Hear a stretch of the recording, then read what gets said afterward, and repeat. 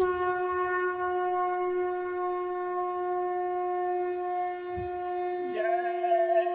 गुरुदेव। जय गुरुदेव। जय गुरुदेव। जय गुरुदेव। जय गुरुदेव। जय गुरुदेव।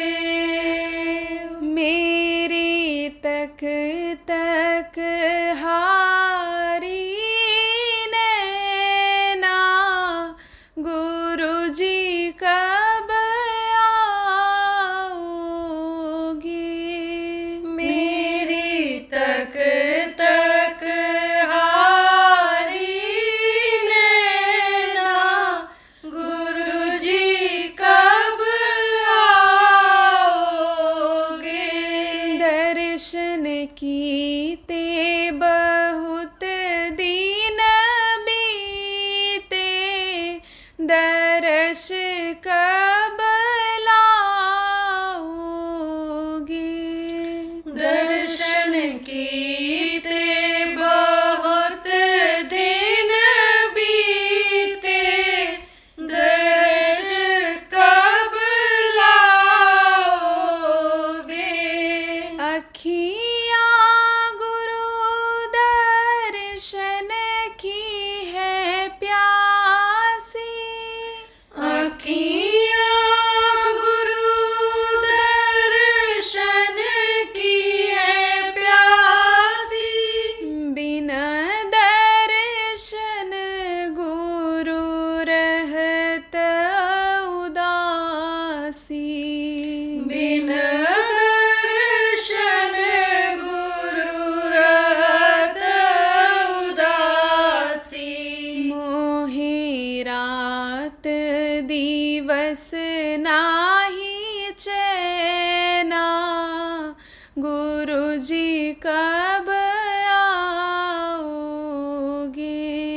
मोहे रात दिवस नहीं चैना, गुरुजी कब आओगे।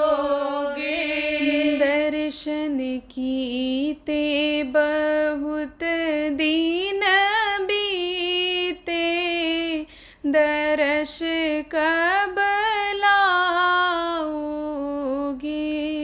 दर्शन कीते बहुत दिन बीते, दर्श कब लाओगे।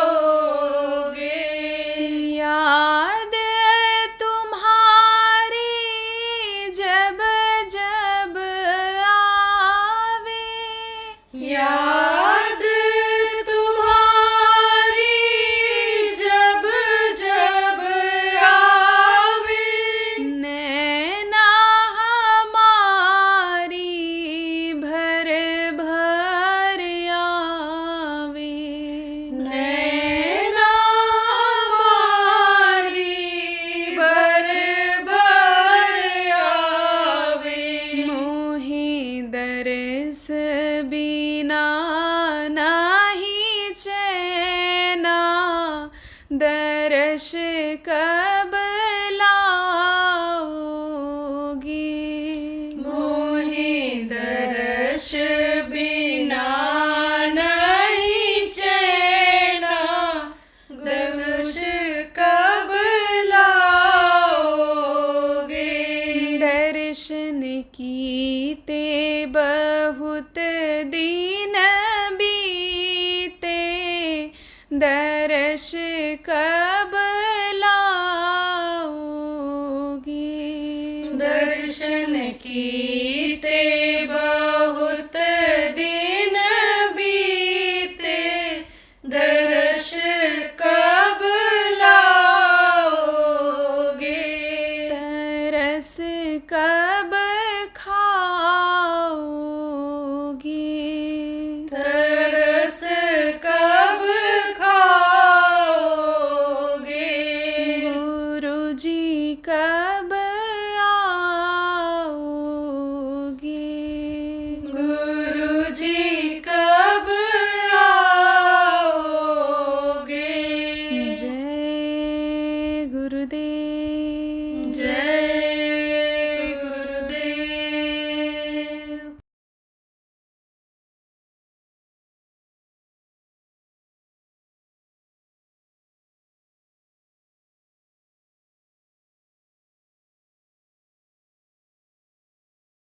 कर्म नहीं करता है वो उसको नहीं मिलता। बाकी सारी चीजें तो यही हैं।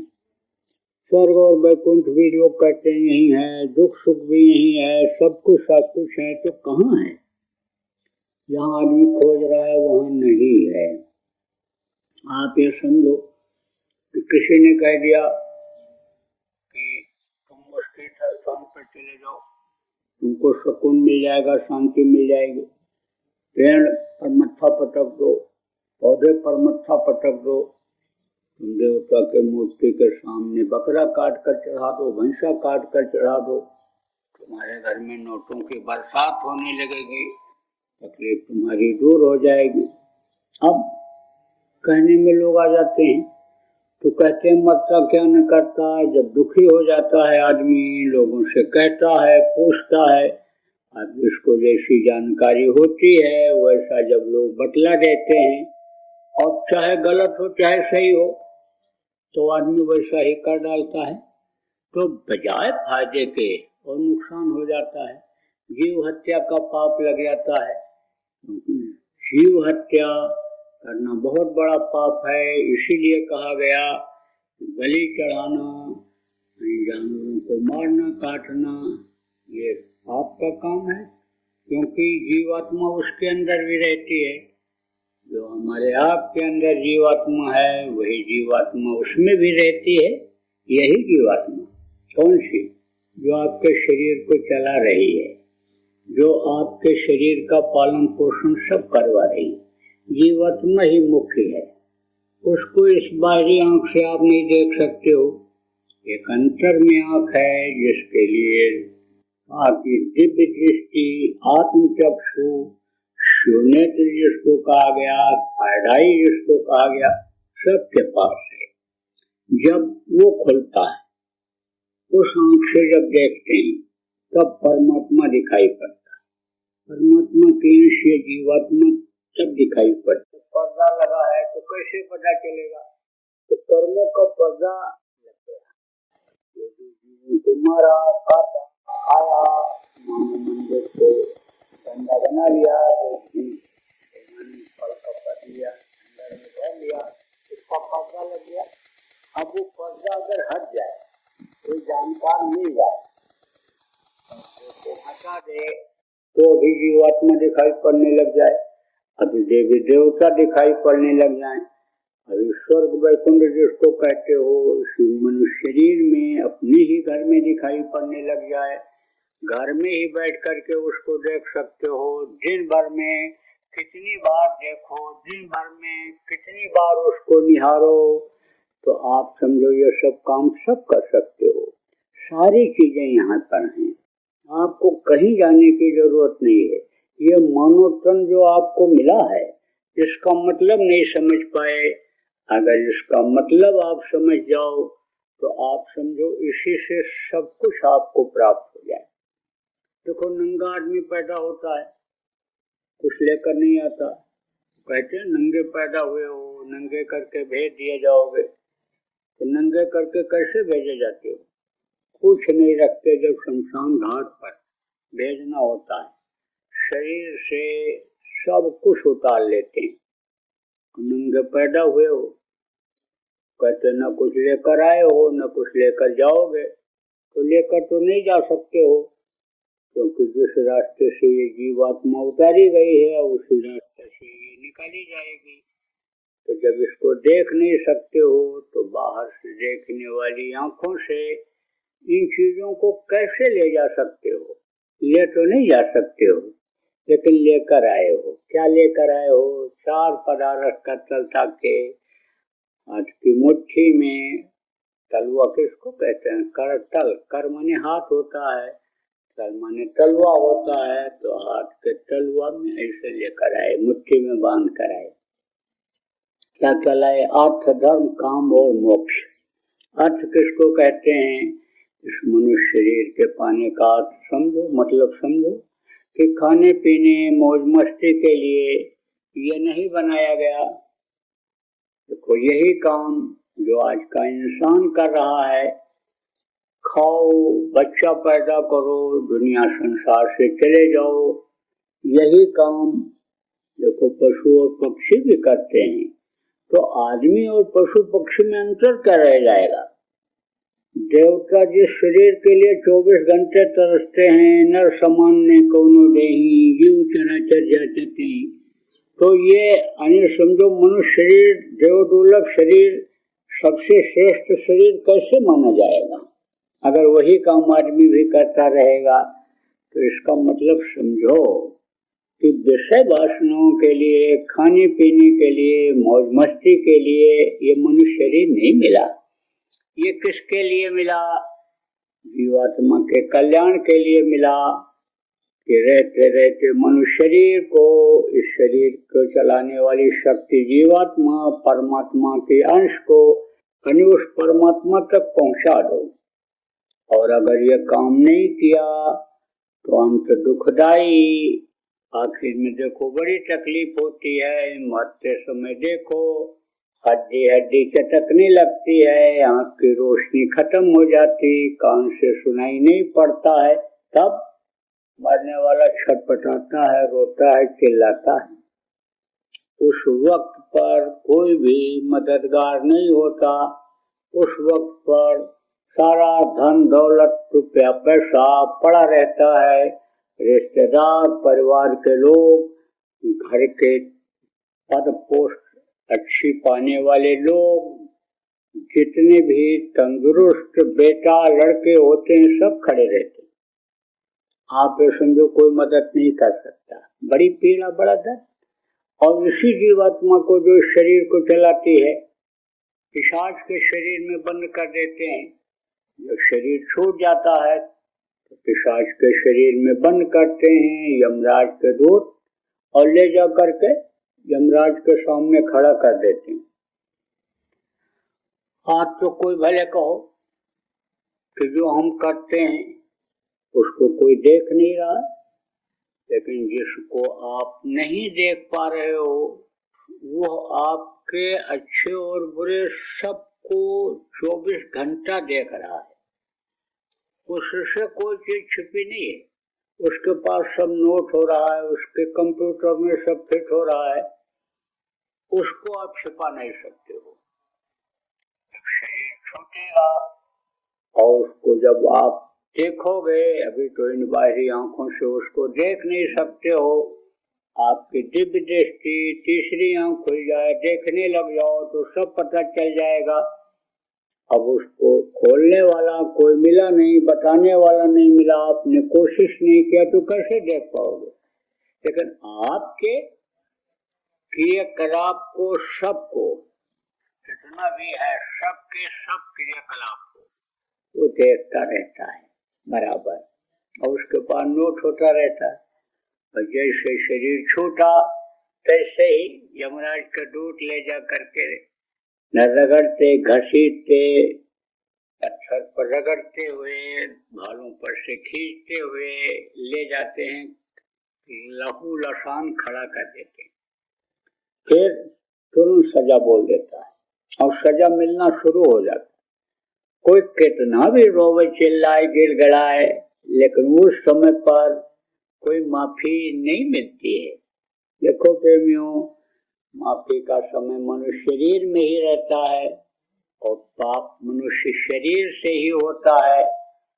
तो जब मनुष्य शरीर से ही कर्म करते हैं कि हमारे पाप क्षमा हो जाए, पाप खत्म हो जाए, और कोई जानकार मिलता है, बताता है कि तुम्हारे ऐसे पाप खत्म होंगे जो तुम्हारे जान अनजान के यानी जो कर्म है, पाप कर्म है, वो इस तरीके से खत्म होंगे, तब ये पाप कर्म करते हैं। और नहीं तो फिर पाप की सजा भोगनी पड़ती है। जब वो बोलेगा और दिखाएगा, जब कोई जिद करता है कि हमने कोई पाप नहीं किया, दिखा देता है, ये देखो बचपन से लेकर के और बुढ़ापे तक तुमने ये बुराइयां की। जब अपनी आंखों से देखता है जीव, तब वो माफी मांगता है, लेकिन माफी का वक्त उस समय खत्म हो जाता है। शरीर से ही माफी मांगने का समय होता है, वक्त होता है। आप ये समझो, फिर तो सजा मिल जाती है, बड़ी मार पड़ती है नरकों में। आप समझो काटे जाते, सड़ाए जाते, गलाए जाते, तपाए जाते हैं। 42 प्रकार के नरक हैं। 1-2 दिन उसमें नहीं रहना पड़ता, लाखों करोड़ों वर्ष तक किसी किसी को रह जाना पड़ता है, वहां से छुटकारा मिलता है। तब कीड़ा मकोड़ा, सांप, गोजर, बिच्छू के शरीर में सजा भोगने के लिए ही जीवात्मा डाल दी जाती है, वहां से छुटकारा मिलता है। तो 9 महीने पेट में उल्टे लटकना पड़ता है। आप कितने भी लोग यहाँ बैठे हो, मैं भी यहाँ आपके सामने बैठा हूँ, एक दिन माँ के पेट में थे, उल्टे टंगे हुए थे। माँ के पेट की आग तपा रही थी, बराबर मल और मूत्र की बदबू नाकों के सामने थी। बड़ी तकलीफ माँ के पेट में, बंधन चारों तरफ इधर उधर जा नहीं सकते, हिलना डुलना भी मुश्किल रहता है। तो 9 महीने माँ के पेट में रहना पड़ता है। उसके बाद में फिर इधर बाहर निकाले जाते हैं। अब बाहर मनुष्य शरीर भी मिल गया, लेकिन कोई रास्ता बताने वाला नहीं मिला, तो लौट लौट करके फिर इसी 84 में नरकों में आना जाना पड़ता है। तो प्रेमियों, कहने का मतलब यह है कि मनुष्य शरीर पाने का अर्थ समझो। और धर्म, अर्थ, धर्म, धर्म किसको कहते हैं? जीवात्मा की रक्षा करो, जीव का रक्षा करना, सबके अंदर जीवात्मा है, हर जीव की रक्षा करो, यानी दया करो। और असला काम मनुष्य शरीर पाने का क्या है? अर्थ, धर्म, काम, यानी असला काम क्या है? इसको मुक्ति और मोक्ष दिला दो। मुक्ति और मोक्ष किसको कहते हैं? शमशान घाट की तरफ चले जाओ, कहीं कहीं लिखा रहता है मुक्ति धाम, मोक्ष धाम। अब कोई मुर्दा जलाने के लिए जाए, 2 दिन लग जाए, कोई दिक्कत आ जाए, परेशानी आ जाए जलाने में, तो घर वापस लाता है? कभी नहीं लाता, जला करके ही आता है। तो जहां से ये जीवात्मा वापस न लौटे इस दुख के संसार में, जन्मने मरने से अन्य समझो कि छुटकारा जब न मिले तो मुक्ति मोक्ष नहीं होता है। जन्मने मरने से छुटकारा मिल जाए, नरकों में जाने से छुटकारा मिल जाए, तो वो मुक्ति और मोक्ष होता है। तो ये मुक्ति मोक्ष कब मिलेगा? कि जब उस परमात्मा के पास पहुंच जाएगी ये, जो सबका पिता, सबका सृजनहार, जो अन्न पिंड ब्रह्मांड सबका मालिक, जिसको संतों ने सत्पुरुष कहा, किसी ने अकाल पुरुष कहा, किसी ने सचखंड का मालिक कहा, तो उसके पास जब ये पहुंच जाएगी, यहाँ से जीवात्मा उतारी गई है, तब इसको मुक्ति और मोक्ष मिलेगा। तो वो मुक्ति मोक्ष का रास्ता कहाँ है? आपके राउरकेला में है कि जगन्नाथपुरी में है कि आपके अयोध्या में है कि आपके हरिद्वार में है, बद्रिका आश्रम में है कि आपके समझ लो कि द्वारिका में है कहाँ? इसी मनुष्य शरीर के अंदर ही है मुक्ति और मोक्ष का रास्ता। तो स्वामी जी महाराज ने कहा, साधन धाम मोक्ष का द्वारा, और पाए न जेब पर लोक संवारा। साधना का घर, पूजा का मंदिर है ये मनुष्य शरीर। अब आप ये समझो कहते हो भाई मनुष्य शरीर तो हमको मिला ही हुआ है, और हम पूजा पाठ भी करते हैं, मंदिरों में जाते हैं, हम दान पुण्य भी करते हैं, हम समझो योग साधना भी कुछ लोग करते होंगे, कहोगे हम योग साधना भी करते हैं, लेकिन तकलीफ तो नहीं जा रही। जिस चीज की इच्छा करते हो वो इच्छा तो नहीं पूरी होती है। कारण यही है कि जिनकी भी आप पूजा उपासना करते हो, चाहे देवी मान के करते हो, चाहे देवता मान के करते हो, चाहे भगवान मान के करते हो, वो खुश नहीं होते हैं, वो आपके ऊपर सहाय नहीं लगते हैं, बल्कि और नाराज हो जाते हैं। क्यों? क्योंकि आप उनको जो पूजते हो, पूछते हो, उनसे प्रार्थना करते हो, वो गलत जगह ही गंदी है। देखो ये मंदिर है, यहाँ बना तो है मिट्टी पत्थर का ही, आदमी ने ही बनाया। देवताओं की शिवलिंग, देवताओं की मूर्ति, मंदिर कौन बनाता है? आदमी बनाते हैं। बनाने वाला भी आदमी, स्थापित करने वाला भी आदमी, मान्यता देने वाला ही आदमी ही होता है। लेकिन श्रद्धा है, प्रेम है, तो यही मंदिरें फलदायी हो जाती हैं। भाव से जब उसको थोड़ी देर भी मंदिरों में याद कर लेते हैं तो कुछ न कुछ फल मिल जाता है। लेकिन जितना फल मिलता है उससे ज्यादा शरीर से बुरे कर्म बन जाते हैं, तो फिर कितना भी दौड़ो और फिर उसका पूरा फल नहीं मिलता है, लाभ नहीं मिलता है। न शरीर को ही सुख मिल पाता है, जीवात्मा का ही कष्ट दूर हो पाता है, तो परेशानियां बराबर बनी रहती हैं। तो देखो प्रेमियों, मंदिर बना है और यहाँ कोई मुर्दा मांस ला करके डाल दे, पूजा करोगे? कोई नहीं पूजा करोगे। मुसलमान के मस्जिद में ले जाओ, अभी कोई चीज डाल दो गंदी चीज, तो इबादत करेगा? वहाँ नमाज पढ़ेगा? नहीं। ऐसे गुरुद्वारा में भी डाल दो तो वहाँ भी कोई ग्रंथ का पाठ नहीं करेगा। क्यों?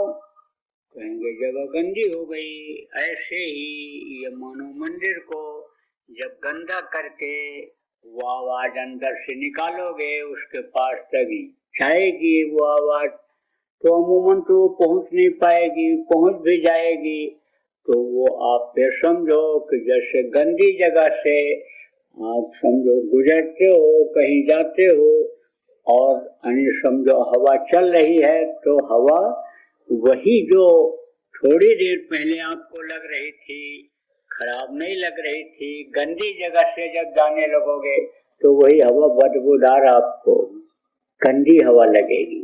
ऐसे ही गंदी जगह से जब आवाज भी जाएगी तो वो उनको भाएगा। आप समझो आपको किसी फुलवाड़ी में ले जाया जाए, बगीचे में ले जाया जाए जहाँ बहुत अच्छे अच्छे फूल लगे हैं, खुशबूदार फूल लगे हैं, कहोगे क्या मन को पसंद कर लिया, प्रसन्न कर दिया, खुश कर दिया, आप हमको यहाँ ले आए। लेकिन नरकों की तरफ ले जाया जाए, बदबूदार जगह पर ले जाया जाए तो खुश हो गए? नहीं खुश हो गए। आप समझो कि गंदा कैसे लोग कर लेते हैं, इस मानव मंदिर को गंदा कैसे कर लेते हैं। देखो जैसे आप ध्यान नहीं रखते हो तो आपको कालिख लग जाती है, आपको मिट्टी लग जाती है, आपको गोबर लग जाता है, आप धोते नहीं हो शरीर को, आप कपड़े को नहीं धोते हो तो गंदा हो जाता है। ऐसे ही अंतरात्मा गंदी हो जाती है। और जब अंदर से प्रार्थना करते हैं, अंदर की आवाज उस मालिक तक पहुंचती है, तड़प कर जगती है, और अंदर की आवाज जब लगती है तब वो रुक नहीं सकता है, तो वो तुरंत आ जाता है, दर्शन देता है, प्रकट हो जाता है। शरीर में रहते हुए भी देवी देवताओं का, भगवान का, सबका दर्शन करता है। और किया न होता तो कैसे लिखते कबीर साहब, जो तिल माही तेल है, जो चकमक में आग, तेरा साईं तुझ में जान सके सो जान। जैसे चकमक में आग होती है, बाहर से दिखाई नहीं पड़ता है, लेकिन अंदर में जब राख हटाओ तो आग दिखाई पड़ती है। तिल में तेल होता है, पेरते हो जब तिल को तब तेल निकलता है, बाहर से नहीं दिखाई पड़ता है। आप ये देखो जैसे दूध में आप समझो मक्खन होता है, लेकिन ऐसे नहीं दिखाई पड़ता है। गरम करो, जमाओ, दही जमा, फिर उसको बेलो, फिर मक्खन निकलेगा, तो आप ये समझो उसको गरम करोगे तो वही निकलेगा। ऐसे इसी मनुष्य शरीर के अंदर में ही प्रभु का दर्शन होता है। दर्शन किया लोगों ने।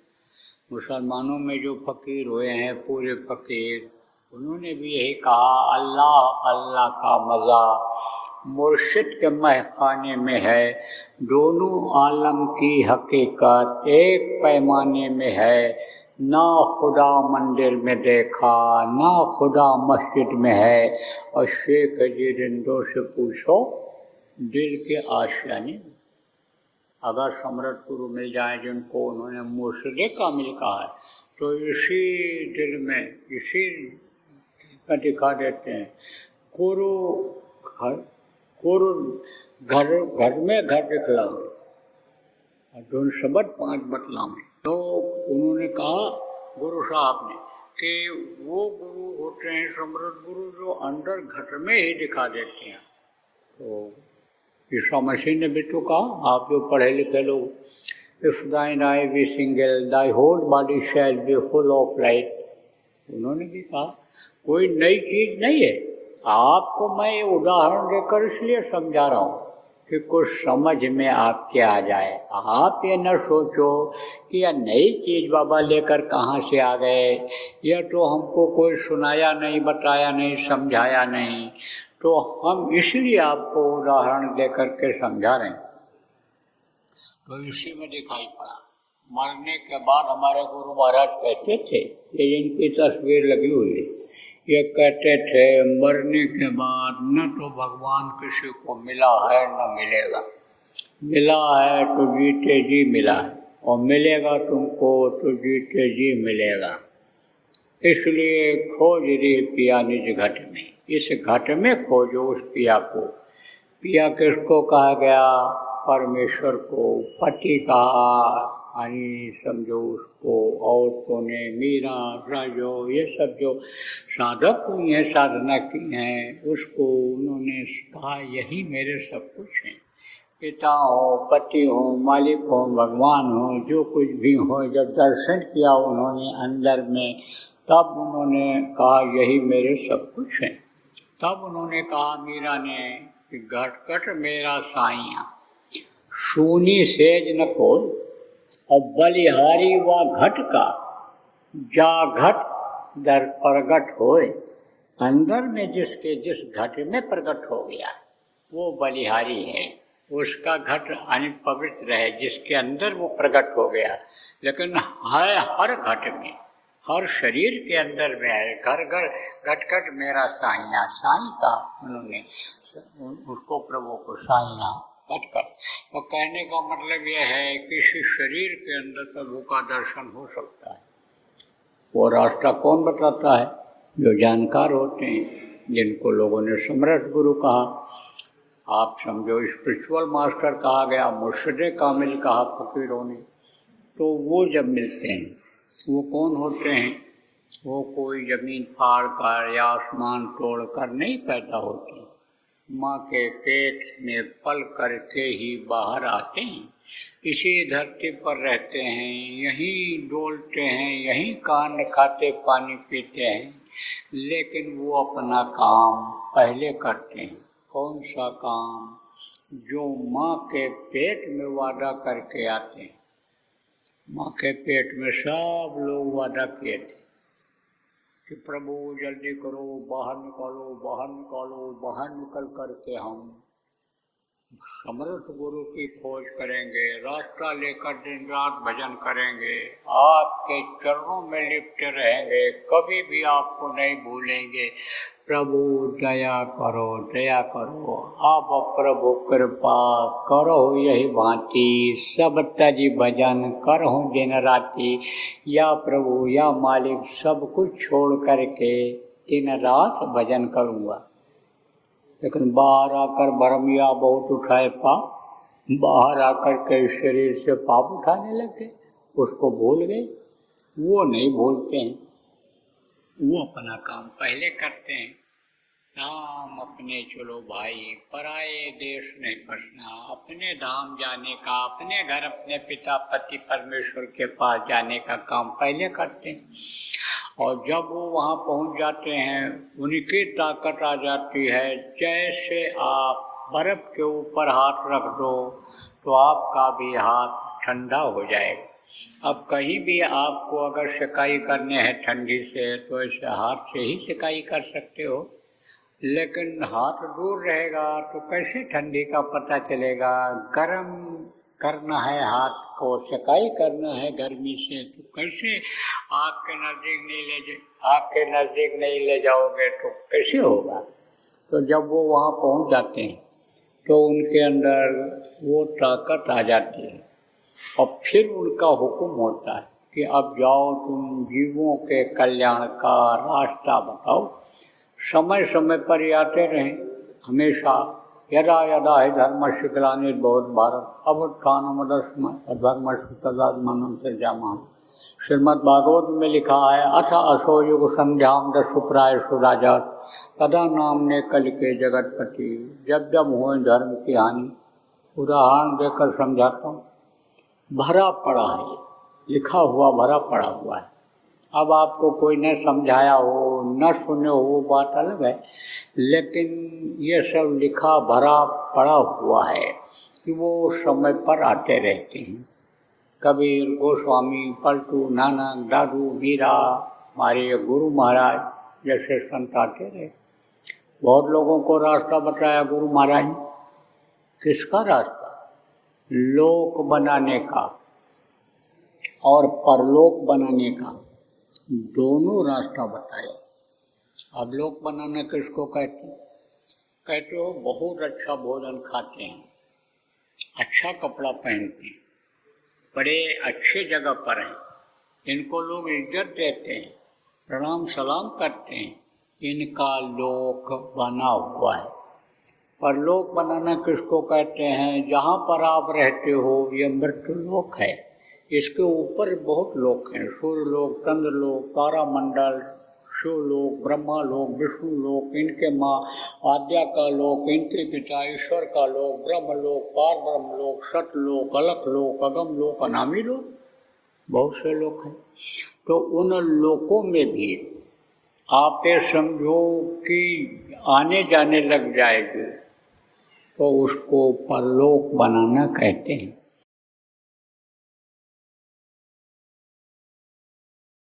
पहला चरण का समाप्त हो रहा है और दूसरे चरण की लोग तैयारी कर रहे हैं। प्रचार तो होगा ही, करना ही है।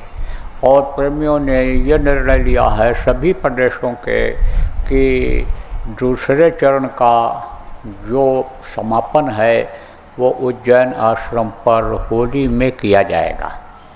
तो उसकी आप लोग करो तैयारी, और गुरु महाराज की दया रहेगी तो होली का कार्यक्रम जो अपना आपका हमारा जो मुख्य आश्रम है उज्जैन में वहीं होता आ रहा है, तो वहाँ पर जब होगा तो वहीं पर समापन हो जाएगा द्वितीय चरण का। और फिर जैसी मौज होगी गुरु महाराज की आपको आदेश मिलेगा, उस हिसाब से आप लोग करिएगा। तो जो लोग अभी इसमें नहीं जुड़ पाए हैं उनको भी जोड़ने की ज़रूरत है, सबको खबर देने की ज़रूरत है, सबके कर्मों को सत्संगियों के काटने की ज़रूरत है। देखो सत्संगी अगर कर्म वाले रह जाएंगे तो सत्संगी को भी वही सज़ा मिलेगी। इसलिए जो भी नामदानी है सबको इसमें लगना चाहिए। लोगों के जान के बचाने में, प्रचार प्रसार में लोगों को लगने की आवश्यकता है। जय गुरुदेव। सरकारी व गैर सरकारी अनुदान के लिए बिना सत्संगियों के सहयोग द्वारा जनहित के कार्यों में लगी हुई बाबा जय गुरुदेव धर्म विकास संस्था का मुख्यालय पिंगलेश्वर रेलवे स्टेशन के सामने मक्सी रोड, उज्जैन, मध्य प्रदेश में है। यहाँ पर सत्संग व नामदान का कार्यक्रम होता रहता है। अतः आप श्रोताओं से अनुरोध है कि बाबा उमाकांत जी महाराज के आश्रम उज्जैन एक बार परिवार सहित जरूर पधारिएगा। आपके सुझाव के लिए व्हाट्सएप नंबर 9575600700। जय गुरुदेव, जय गुरुदेव।